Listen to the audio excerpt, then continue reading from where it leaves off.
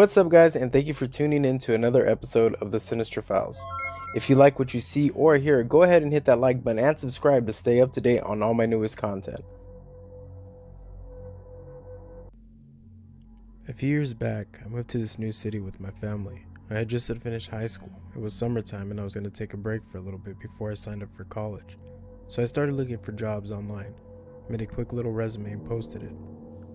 A couple of jobs hit me back up, so I picked the one at the very top of the list. It read, "Graveyard security needed. We would love to interview you." I was pretty excited and jumped at the opportunity, and I set up an appointment for an interview later on that week. When I pulled up to the address, I thought I was being pranked because right in front of me sat a huge estate. I pulled up to the guard shack and was quickly greeted by one of the guards. He explained to me that the manager were on their way to get me. While we were waiting, one of the guards was asking me if I had any experience in security. I said no, and one of them chuckled and said, "We'll see how long this one lasts." I've kind of brushed off this smart-ass remark. After that, the managers walked in, and we went to this little room to discuss the job. Pretty much watching cameras, patrolling, the usual security guard stuff, nothing crazy. They offered me the job on the spot, and explained to me that they usually don't do that, but they needed people bad for graveyard. They asked me how soon I could start, and if I could start the next day, at midnight. I agreed. I was given my uniform. I was instructed to come 10 minutes before my shift.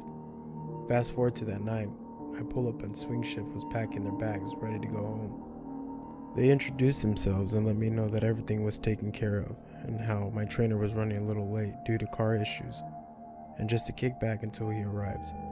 I was kind of nervous, it being my first day and me being alone, but they assured me nothing ever happens on graveyard. They also gave me a little background on the estate, told me how some older man had lived there on the property for years, and that he had just recently passed, maybe about 2 weeks before. He also told me nobody was in the house and I should have an easy night, left me my trainer's number and assured me he'd be in. They both locked out for the night and left. 20 minutes into the shift and the phone rings. It was the trainer, telling me he'd be in about 4 in the morning. He had to tow his car. I was kind of irritated because I didn't know anything about the job or the site. I figured, since I was alone, I'd watch some YouTube. As 1 o'clock rolls around, I start to get this strong feeling like I'm being watched, and I couldn't explain it. Then all of a sudden, over the sounds of the night, I hear somebody walking up, casually whistling from behind the guard shack. I get up thinking it was my trainer, but to my surprise, nobody was in sight.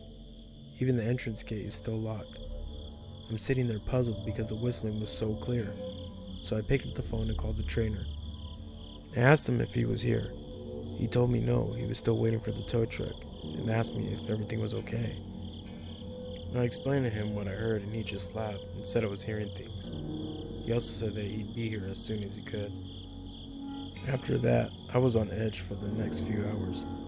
As I was sitting there watching the cameras, I noticed one of the lights in the house turn on.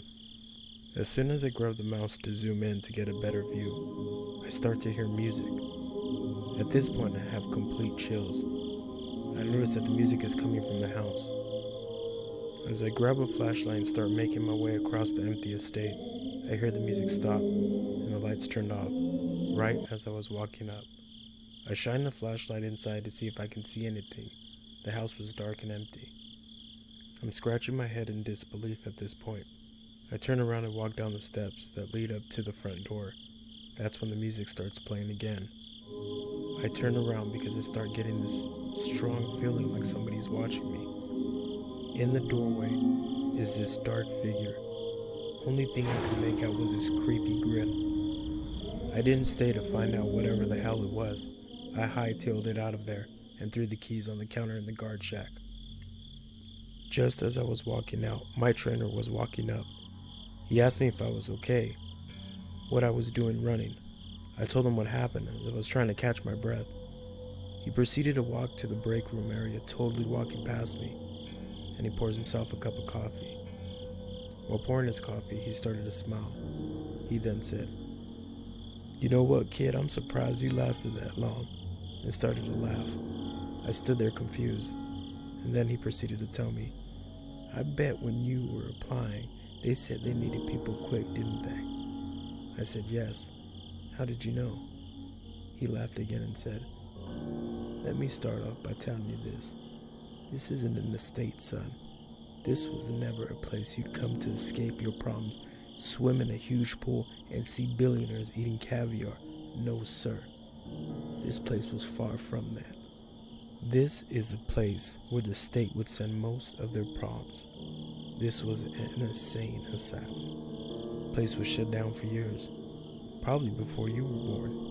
Word got around town how they used to treat people and how they perform unimaginable and twisted procedures.